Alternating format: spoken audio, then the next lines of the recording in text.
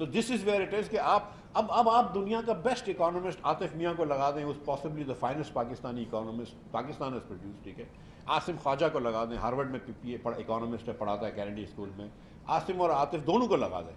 کوئی economic policy ہماری ایسی نہیں بنا سکتے ہم لوگ کہ جس کے اندر اگر پاکستانی ایوریج بچہ میتھ اور سائنس میں فیل ہو رہا ہو کہ پاکستان آگے چلے جائے. اگر آدھا بچہ پاکستانی جو اسکول جا سکتا ہے وہ اسکول میں نہیں جا رہا ہو, تو کوئی ایسی پالیسی نہیں ہے کہ جس کے تحت پاکستان معیشت میں آگے بڑھ سکے, ہو ہی نہیں سکتا.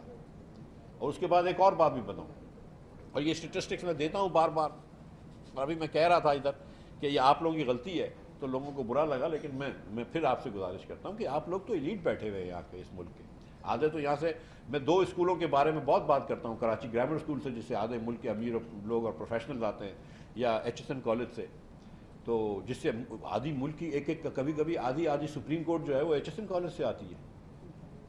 ایک اسکول سے اگر آدھی سپریم کورٹ کی جسٹسز آ رہے ہیں یا آدھی کابینہ آ رہی ہے تو غلط نہیں لگ رہا آپ کو؟ اگر ایک اسکول سے پاکستان کے آدھے امیر لوگ آ رہے ہیں تو غلط نہیں لگ رہا آپ لوگ کہ باقی پاکستانی 4 لاکھ اسکول میں بچے آئے, وہ کیوں آئے پاکستان؟ ہم اپنی ایلیٹ پریولیجز بھی بھول جاتے ہیں. ایچ ایس این کالج والوں نے مجھے خیر اگلے منڈے یا ٹیوزڈے کو بلا بھی لیا ہے اسپیچ کرنے کے لیے ادھر, but the point is I consider myself part of the elite, part of the problem. لیکن اب ہم کو یہ بات کرنی ہوگی پاکستان میں کہ پاکستان ایک ایلیٹ کیپچرڈ نہیں ہے, بلکہ ایلیٹ کے لیے رن سوسائٹی ہے. اور اس لیے میں آپ کو یہ اسٹیٹسٹک دیتا ہوں just to make you feel uncomfortable کہ 40% بچہ پاکستان میں, 40.2% children in Pakistan are stunted. This is 2021 UNDP کی رپورٹ ہے, آپ لوگ گوگل بھی کیجیے گا اس کو. 40.2% چلڈرن ان پاکستان, 40% بچے, یعنی کہ ہر 10 میں سے 4 بچے جو ہیں پاکستان میں وہ اسٹنٹڈ ہیں. اسٹنٹڈ کیا ہوتا ہے یہ بھی میں آپ کو ڈیفینیشن دے دیتا ہوں کہ جو بچہ اپنی عمر کے حساب سے جس کا ہائٹ کم ہو, عمر کے حساب سے ہائٹ کم ہو, اس کا مطلب ہے کہ اوور دا ایئر اس کو اتنی خوراک نہیں ملی تو اس کی بیچارے کی ہائٹ ہی نہیں بڑھی, وہ مینٹلی بھی کمزور ہو جاتے ہیں. یہ 40% بچے اسٹنٹڈ ہو گئے. اس کے علاوہ 17% بچے ویسٹڈ ہیں. ویسٹڈ یہ ہوتا ہے کہ اس کی ہائٹ کے مطابق اس کا وزن نہیں ہوتا ہے. اس کا مطلب یہ کہ پہلے تو اس کو زندگی میں 5 سال کی عمر سے کم بچوں کی بات کریں کہ پہلے 3-4 سال تو اس کو خوراک ملتی تھی, پچھلے سال جو ہے اس کو خوراک نہیں ملی کیونکہ والدین کے اوپر رزق روزگار کا کچھ مسئلہ آ گیا ہوگا, تو پچھلے سال اس کو خوراک نہیں ملی. اس سال جو آپ کے سندھ اور بلوچستان میں یہ فلڈز آئے ہیں, آپ دیکھیں گے کہ سندھ اور بلوچستان میں ویسٹنگ بڑھ جائے گی. تو 40% بچہ آپ کا اسٹنٹڈ ہے اور اس کے علاوہ 17% بچہ آپ کا ویسٹڈ ہے. یہ ہم 57.9% پہ آ گئے ہیں. اس کے علاوہ 26.8% بچہ جو ہے وہ میل نرشڈ ہے, اس کو پورا کھانا نہیں ملتا. 86% پاکستانی 87% پاکستانی بچے جو ہیں ان کو اتنا خوراک نہیں ملتی جتنی ان کو ملنی چاہیے, ان کو اتنا نیوٹریشن نہیں ملتا جتنا ملنا چاہیے. اب میں آپ کو اگلا دعویٰ کر رہا ہوں ایک کہ جس بچے نے رات کو کھانا نہیں کھایا ہو نا, آپ دنیا کا بیسٹ ٹیچر لگا دیں, صبح اس کو آپ پڑھا نہیں سکتے. اچھا کیوں ہوتے ہیں بچے اسٹنٹڈ؟ 42% ہماری جو خواتین ہیں زچگی کی عمر کی, between the ages of 15 and 49, ان کی آئرن ڈیفیشنسی ہے. تھوڑا سا گوشت اور کھا لیں, کچھ پالک شالک کھا لیں, کچھ گولی کھا لیں تو صحیح ہو سکتی ہے. جو خاتون آئرن ڈیفیشنٹ ہوگی اس کا بچہ جو ہے وہ کم ویٹ کا پیدا ہوگا. بچہ کم ویٹ کا پیدا ہوگا تو وہ آلریڈی اسٹنٹڈ ہونے کا اس کا چانس بڑھ جاتا ہے. سندھ کے اندر یہ اسٹڈی بتا رہا ہوں کہ اور یہ ایم شور کہ پورے پاکستان میں اپلائی کرتی ہے کہ جس ڈسٹرکٹ میں پانی گندا ہوتا ہے وہاں پہ اسٹنٹنگ زیادہ ہوتی ہے. اس کی وجہ یہ کہ جہاں پانی گندا ہوتا ہے وہاں پہ بچوں کو ڈائریا زیادہ ہوتا ہے. یہ بچے اتنے ایج پہ ہوتے ہیں کہ ایک مرتبہ ڈائریا ہو جائے وہ اسٹنٹنگ کے اس میں گر جاتے ہیں. یہ ہم 75 سال کے بعد ہم نے اس قوم کو بھوک سے آزاد نہیں کیا, اس قوم کو پیاس سے آزاد نہیں کیا, اس قوم کو جہالت سے آزاد نہیں کیا.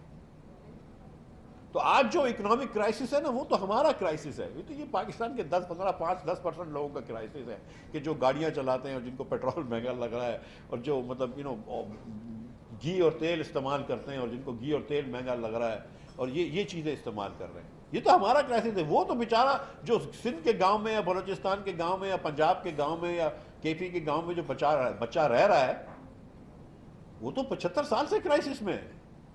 اس کی تو 75 سال, جس کی 20,000-25,000 روپے والدین کی انکم ہو وہ تو بیچارہ ویسے ہی کچھ نہیں کر سکتا, وہ تو ویسے ہی غریب. پہلی مرتبہ آپ لوگ بھی غریب ہوئے تو ذرا آپ لوگوں کو پیٹ میں درد ہونے لگا ہے. ٹھیک سچی بات میں آپ کو بتا رہا ہوں. تبھی پھر یو گائز کال کے یار مفتاح اسماعیل سے بات سنتے ہیں کہ اس کا حل کیا ہے. ان کا تو حل کرو جو 75 سال سے وہاں غربت میں بیٹھے ہوئے. سو اینی وے، سو میں آپ کو یہ بتانا چاہ رہا ہوں کہ this is not one day's policy. یہ 75 سال سے ہماری یہ غلط پالیسیاں ہیں جس کی وجہ سے یہاں پہ ہیں. میں اس کو آخری وہ کر کے پھر میں آپ کو سولوشنس کی طرف آتا ہوں. یہ بھی میں لکھ چکا ہوں بات، آپ لوگ اللہ نے چاہا تو پڑھ چکے ہوں گے کہ پاکستان میں، ہندوستان میں اس سال میں خاصا 150 ارب ڈالر کا آئی ٹی کا ایکسپورٹ ہوگا. ہم 2 یا 3 بلین ڈالرز کا آئی ٹی کا ایکسپورٹ کریں گے. حالانکہ ہمارے بچے وہ بڑا اچھا کام کرتے ہیں اس پہ انڈیپینڈنٹلی، لیکن وہ اسٹرکچرڈ کام نہیں ہوتا ہے. ہمارا بچہ جو ایوریج پہ جو بیچارہ کام کر رہا ہے نا، اس نے سیلانی ویلفیئر ٹرسٹ سے 3 مہینے کا ڈپلوما لیا ہوا ہے. میٹرک انٹر جہاں سے بھی اس نے کر لیا، اس نے 3 مہینے کا یہ ڈپلوما لیا اور اب نوکری کر رہا ہے، فری لانسنگ کر رہا ہے، جو بھی کر رہا ہے. تو وہ اس حساب سے پیسے کما رہا ہے. ہم نے جب پاکستان بنایا تو پہلے 11 سالوں میں ہم نے 7 وزرائے اعظم چینج کرے. غلام محمد صاحب کو، اور اس کے بعد بڑا شوق تھا، ہر روز وزیر اعظم چینج کرتے تھے. اور پھر ہمارے وہ پلانٹ جوڈیشری ہوتی تھی جسٹس منیر کی، جن کی روح آج بھی سپریم کورٹ میں زندہ ہے. جسٹس منیر کی جو روح تھی وہ بھی آج زندہ ہے، اور جسٹس منیر صاحب کو صحیح لگتا تھا ہوتا ہے وہ ایوب خان مارشل اللہ لے آئے، اسکندر مرزا صاحب نے مارشل اللہ لے آئے، یا جو بھی ہوا. سو ہم نے جب 7 وزیر اعظم 11 اس سال میں چینج کیے، تو ہندوستان نے پہلے 10 سالوں میں 5 انڈین انسٹیٹیوٹس آف ٹیکنالوجی بنائے، which is one of the best undergraduate education. Research اچھی نہیں کرتے، لیکن انڈر گریجویٹ ایجوکیشن اس سے اچھا شاید دنیا میں کہیں نہیں ہوتا ہے. آج ہندوستان میں 23 کیمپسز ہیں آئی آئی ٹی کے. آئی آئی ٹی کے گریجویٹس جو ہے وہ گوگل کے، مائکروسافٹ کے، اور جملہ کمپنیوں کے صدور ہیں. تو کچھ نہ کچھ پڑھائی کرا کے وہ وہاں پہ پہنچ رہے ہیں. جب انہوں نے 1991 کے اندر نرسمہا راؤ صاحب کی قیادت میں، منموہن سنگھ صاحب جو وزیر خزانہ تھے، جب انہوں نے پالیسی چینج کری تو ان کے پاس ایک ایجوکیشن بیس تھا جس کو جا کے وہ آگے لے کر چل گئے. ہم نے بھی یہاں اکنامک لبرلائزیشن لے کے آیا، لیکن پھر ہم نے پاگل ہونا بھی اس کے ساتھ ساتھ کیا. لیکن ہمارے پاس تو کوئی بیس ہی نہیں ہے. کیونکہ آپ کا ایوریج بچہ، جو میں آپ سے گزارش کر رہا ہوں، the average Pakistani child is actually getting 27 points in math and 31 points in science out of 100. یہ ہم نے ابھی پورے پاکستان بھر میں ٹیسٹ کیا ہے. This includes not just public schools but also private schools. تو میں یہ کہتا ہوں کہ اسکول کو پرائیویٹائز کر دیں اور گورنمنٹ کو کہیں کہ اس کو واؤچر دیں بچے کو. تو اب یہاں پہ پھنس گئے. اب ہم کس طرح نکلیں گے اس بابر سے؟ ایک طریقہ تو یہ ہے کہ ایک ہمارا ریکارڈ ہے کہ سب سے زیادہ دنیا میں بچے ہندوستان میں پیدا ہوتے ہیں. ظاہر ہے ہم سے 5 گنا زیادہ پاپولیشن ہے. نمبر 2 چائنا میں ہونے چاہیے کیونکہ ان کی پاپولیشن بھی بہت زیادہ، لیکن ہم نمبر 2 ہم ٹائی کرتے ہیں میرے خیال سے. پاکستان میں 55 لاکھ بچے پیدا ہوتے ہیں، which is more than Faisal آباد and Rawalpindi combined. 55 lakh kids, babies every year. مطلب نہ آپ زمین اور بنا رہے ہیں، نہ آپ ایگریکلچر اناج اور اگا سکیں گے. آپ کے پاس آلریڈی اتنا اناج نہیں ہے جتنا آپ کی ضرورت ہے. اگر آپ 55 لاکھ بچے پیدا ہو رہے ہیں، اور مجھے آپ یہ بتائیے کہ کب آپ نے پاپولیشن پلاننگ کے اندر پاکستان میں توجہ دی ہے؟ یہاں اسلام خطرے میں آ جاتا ہے اگر آپ پاپولیشن پلاننگ کی بات کرتے ہیں. بنگلہ دیش بھی ایک مسلمان معاشرہ ہے. حد سے بڑا اجتماع کرتے ہیں وہ لوگ، ہم سے بڑا اجتماع کرتے ہیں وہ لوگ. تونیزیا بھی اسلامک معاشرہ ہے، ایجپٹ بھی اسلامک معاشرہ ہے. ادھر سب نے پاپولیشن پلاننگ کر لی ہے، ہم نے پاپولیشن پلاننگ نہیں کری. آپ پاکستان، ایوریج پاکستان کے اندر average Pakistani woman has 2 times as many children as a Bangladeshi اور Indian woman and 3 times as many children as a Sri Lankan woman. اگر پچھلے 15 سال کے اندر ہم صرف بنگلہ دیش جتنی اپنی فرٹیلیٹی ریٹ کر لیتے نا، تو آج پچھلے 10 سالوں میں تو آج 15% سے ہماری پر کیپیٹل جی ڈی پی زیادہ ہوتی. لیکن ہم مطلب یہ بنگلہ دیش کوئی سپر سٹار نہیں ہے، ہندوستان کوئی سپر سٹار نہیں ہے. بنگلہ دیش از سیریسلی کرپٹ اتھارٹیرین گورنمنٹ. لیکن وہ مطلب 2 چیزیں کرتے ہیں، عورتوں کو تعلیم دیتے ہیں اور تھوڑی سی پاپولیشن پلاننگ کر لیتے ہیں. That's it. ہم وہ بھی نہیں کر پاتے. تو بنگلہ دیش سے ہم پیچھے اس لیے رہ گئے کہ ادھر انہوں نے وہاں پہ ایکسپورٹ کیوں پڑا کہ ہاؤس اور بچیوں کو تعلیم دی ہے. انہوں نے بچیوں کو تعلیم دینا still is the best investment you can make, but we don't do that. So population planning is the first thing you do. اس کے لیے آپ کو انفنٹ مرٹیلٹی بھی کم کرنی پڑے گی. ایک اسٹیٹسٹک میں آپ کو اور دے دیتا ہوں just to make you think کہ کدھر ہم پاکستان پہنچ گیا ہے. اور آپ لوگوں کے لیے نہیں پہنچا ہے، اب آپ لوگوں کے لیے پہنچ رہا ہے. باقی پاکستانیوں کے لیے پہنچ چکا ہے. دنیا میں سب سے زیادہ بچے جو ہیں وہ لیسوتو میں مرتے ہیں in the first month of birth. 28 دن کی عمر میں 4 ہفتے کے اندر 44 بچے مر جاتے ہیں 1000 میں سے لیسوتو میں. That's the worst record. Finland میں 1 مرتا ہے, ایران میں 8 مرتے ہیں, لیسوتو میں 44 بچے مر جاتے ہیں. That's the worst country in the world. The second worst کے لیے ٹائی ہے ساؤتھ سوڈان اور پاکستان. ہمارے یہاں 40 بچے مر جاتے ہیں پہلے 4 ہفتے کے اندر. یہ پی ٹی آئی کے ہیلتھ منسٹر تھے ظفر مرزا صاحب, انہوں نے کچھ دنوں پہلے مضمون لکھا تھا, بہت سمجھدار اچھے آدمی ہیں. تو انہوں نے یہ مضمون لکھا تھا کہ 40 بچے آپ کے مر جاتے ہیں پہلے 4 ہفتے کے اندر. پہلے 4 ہفتے میں بچہ مر گیا, اس کا تو کوئی قصور نہیں تھا نا. He could possibly, he or she could not have made a mistake. لیکن اس کو ہم نے مارا نا. اور کمال یہ ہے کہ جو بچوں کی ساؤتھ سٹی میں پیدائش ہوتی ہے یا آغا خان میں ہوتی ہے, لاہور کے امیر علاقوں میں ہوتی ہے, اگر آپ لاہور کے اندر گلبرگ اور اسلام آباد میں F7 اور F8 کے علاقے نکال لیں اور کراچی میں ڈیفینس کے علاقے نکال لیں, تو یہاں پر تو میرے خیال سے 7-8 بچے بھی نہیں مرتے ہوں گے 1000 میں سے. تو آپ لوگوں کے لیے اسٹیٹسٹک نہیں ہے, یہ تو عام پاکستانی کے لیے اسٹیٹسٹک ہے, نان ایلیٹ پاکستانی کے لیے اسٹیٹسٹک ہے. لیکن اس پاکستان میں اگر ہم سیکنڈ ورسٹ ہوں, ساؤتھ سوڈان کے ساتھ ٹائی کرتے ہوں, تو تھوڑا سا شرم کا مقام تو ہونا چاہیے نا, تھوڑی سی تو کچھ سوچ ہونی چاہیے نا.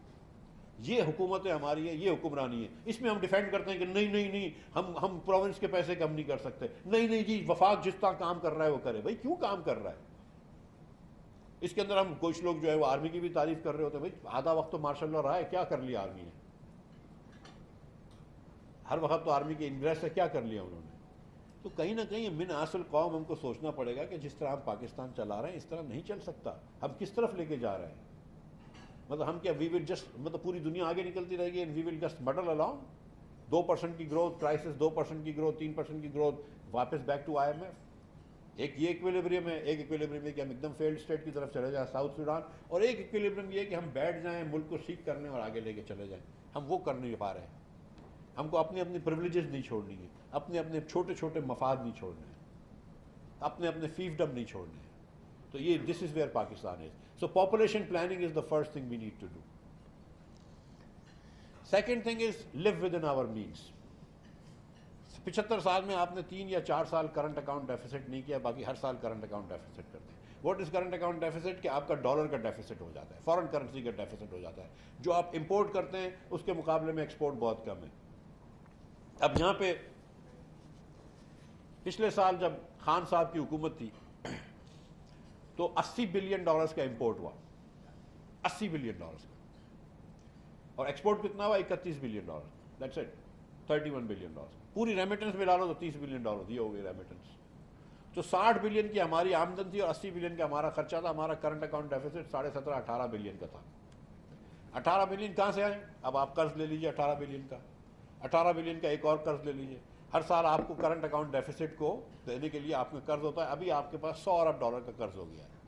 اب آپ کرنٹ اکاؤنٹ ڈیفیسٹ زیرو بھی کر دیتے ہیں تو آپ کو ہر سال $20 بلین تقریباً واپس کرنے ہیں, پرپیچوٹی میں واپس کرنے ہیں. کیونکہ اس سال جو آپ $20 بلین واپس کریں گے وہ آپ کہاں سے واپس کریں گے؟ وہ آپ کسی سے قرض لے کے واپس کریں گے. تو ہمارا جو ہے وہ ٹوپی گھمانے کا ایک سسٹم ہے کہ ہم سعودی عرب سے پیسے لے کے قطر کو دے دیتے ہیں, قطر سے پیسے لے کے UAE کو دے دیتے ہیں, ورلڈ بینک سے پیسے لے کے ایشین ڈیولپمنٹ بینک کو دے دیتے ہیں, ایشین ڈیولپمنٹ بینک سے لے کے ایشین انفراسٹرکچر بینک کو دے لیتے ہیں. اور یہ فاقہ مستی جو ہماری ہے یہ کسی دن بھی رنگ نہیں لے کے آئے گی. قرض کی پیتے تھے میں اور سمجھتے تھے کہ ہاں رنگ لائے گی فاقہ مستی ایک دن. تو یہ غالب کی تعریف کر رہے ہیں آپ, لیکن ہم مطلب یہ قرض پہ قرض ہی لیتے جا رہے ہیں. یہ تو صرف ایکسٹرنل. تو ہم کو کہیں نہ کہیں سے وی ہیو ٹو ڈیسائڈ من اصل قوم کے we have to live within our means. آپ اگر 7,500 ارب روپیہ ٹیکس جمع کر رہے ہیں اور 4,000 ارب روپے صوبوں کو دے رہے ہیں اور 3,000 ارب آپ کے پاس ہیں اور اس کے علاوہ بھی آپ خرچے کر رہے ہیں, اور کوئی خرچہ وفاق بھی کم نہیں کرتی ہے. جب میں نے کی ہے صوبوں کی, لیکن میں وفاق کی بات بھی کرتا ہوں آپ سے کہ وفاق نے 18ویں ترمیم کے بعد بہت ساری چیزیں صوبوں کو دے دی, کنکرنٹ لسٹ ختم کر دی کہ یہ صوبوں کا کام ہے, یہ صوبوں کا کام ہے. تو منسٹری آف انڈسٹریز آپ نے صوبوں کو دے دی, لیکن وہاں پہ آپ نے پھر بھی ایک منسٹری انڈسٹریز رکھی ہے, نام تھوڑا سا چینج کر دیا. ایگریکلچر جو ہے وہ اس وقت صوبے کی ذمہ داری ہے, وفاق کی ذمہ داری نہیں ہے. صحیح ہے, ایگریکلچر صوبے کی ذمہ داری ہونی چاہیے. تو ایگریکلچر منسٹری اس کا مطلب ہے کہ وفاق کو ختم کرنی چاہیے. انہوں نے لکھ دیا کہ آپ وفاق کے اندر ایگریکلچر منسٹری ختم کر دیں. بولتے ہیں ختم کر دیتے ہیں. انہوں نے اس کو ختم کر دیا ایگریکلچر کو, ایک نئی منسٹری بنا دی فوڈ سیکیورٹی. ایگزیکٹلی وہی منسٹری ہے لیکن اس کا نام فوڈ سیکیورٹی ہے. آج بھی وفاق جو ہے وہ اپنی ایس سوئی گیس کی کمپنیوں کے تھرو اس کو اور مماری گیس کے تھرو ہم سبسڈیز دے رہے ہوتے ہیں فرٹیلائزر کو. ہم کہتے ہیں کہ ہم کو فارمرز کو سبسڈی دینی ہے، لیکن اتفاق ہے کہ فارمرز کو سبسڈی دینے کے لیے ہم کو